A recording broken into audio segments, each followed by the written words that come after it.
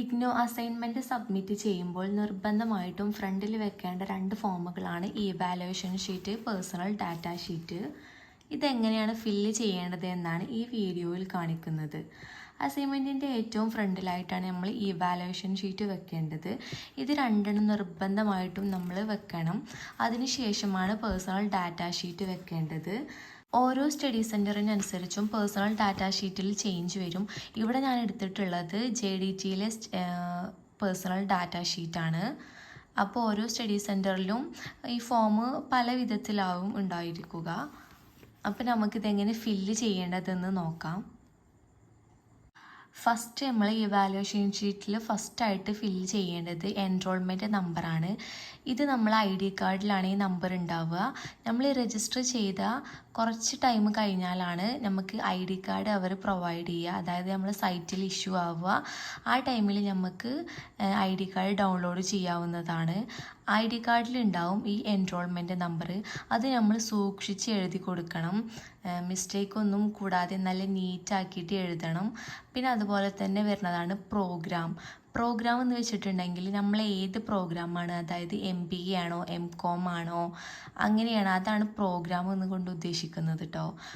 പിന്നെ അതിന് ശേഷമുള്ളതാണ് കോഴ്സ് എന്ന് പറയുന്നത് ഇതിപ്പോൾ നമ്മൾ ഏത് അസൈൻമെൻറ്റിന് വേണ്ടിയിട്ടാണോ സബ്മിറ്റ് ചെയ്യുന്നത്. അതായത് ഇപ്പോൾ MBAയിൽ ഞാൻ MMPC 012 എന്ന അസൈൻമെൻറ്റിന് വേണ്ടിയിട്ടാണ് ഈ ഒരു ഇവാലുവേഷൻ ഷീറ്റ് ഫില്ല് ചെയ്യുന്നത്. അങ്ങനെ ഏത് സബ്ജക്റ്റിന് വേണ്ടിയിട്ടാണോ നമ്മൾ അസൈൻമെൻറ്റ് ഫില്ല് ചെയ്യുന്നത് ആ ഒരു കോഴ്സാണ് ഇവിടെ വെക്കേണ്ടത്. അതായത് നമ്മൾ ഓരോ സബ്ജക്റ്റിൻ്റെ കോഴ്സ് കോഡ് ഉണ്ടാവുമല്ലോ, അതാണ് ഈ ഒരു ഇവിടെ കാണിക്കേണ്ടത്.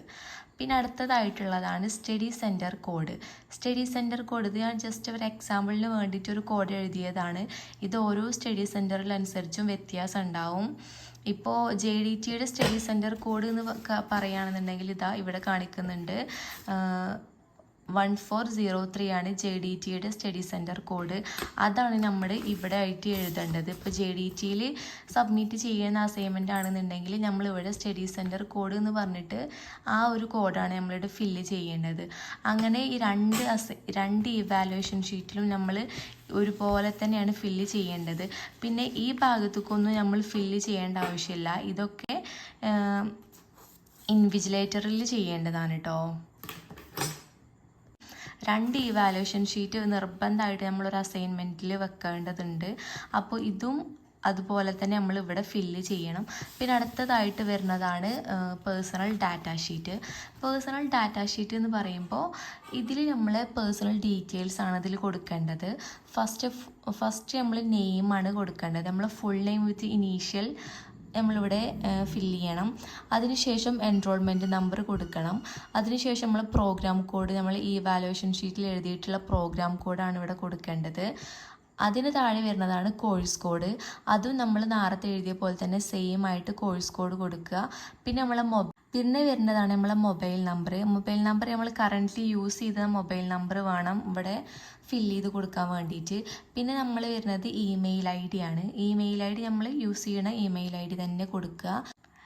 പിന്നെ വരുന്നതാണ് അഡ്രസ്സ് നമ്മൾ അഡ്രസ്സ് ഫുള്ളായിട്ട് വിത്ത് പിൻകോഡ് അടക്കം നമ്മളിവിടെ എഴുതി കൊടുക്കുക. പിന്നെ ലാസ്റ്റിൽ വരുന്നതാണ് സബ്മിഷൻ ഡേറ്റ്. ഇത് നമ്മൾ എന്നാണോ നമ്മൾ സ്റ്റഡി സെൻറ്ററിൽ കൊണ്ടുപോയിട്ട് നമ്മളെ അസൈൻമെൻറ്റ് സബ്മിറ്റ് ചെയ്യുന്നത് ആ ടൈമിലുള്ള അന്നത്തെ ഡേറ്റാണ് ഇവിടെ എഴുതേണ്ടത്. പിന്നെ അതുപോലെ തന്നെ ഇവിടെ സിഗ്നേച്ചറാണ്. നമ്മൾ സിഗ്നേച്ചർ ഇട്ടിട്ട് ഇതങ്ങനെ ഫില്ല് ചെയ്യുക. അതാണ് ഈ ഒരു ഈ പേഴ്സണൽ ഡാറ്റ ഷീറ്റും ഇവാലുവേഷൻ ഷീറ്റിലും ഫില്ല് ചെയ്യേണ്ട കാര്യങ്ങൾ. അപ്പം ഇനി എന്തെങ്കിലും ഡൗട്ട് ഉണ്ടെങ്കിൽ കമൻറ്റിലൂടെ ചോദിച്ചാൽ മതി. പിന്നെ ഇതിന് ഡീറ്റെയിൽഡ് ആയിട്ടുള്ള വീഡിയോ വേണമെന്നുണ്ടെങ്കിൽ അതും കമൻറ്റിൽ അറിയിക്കുക.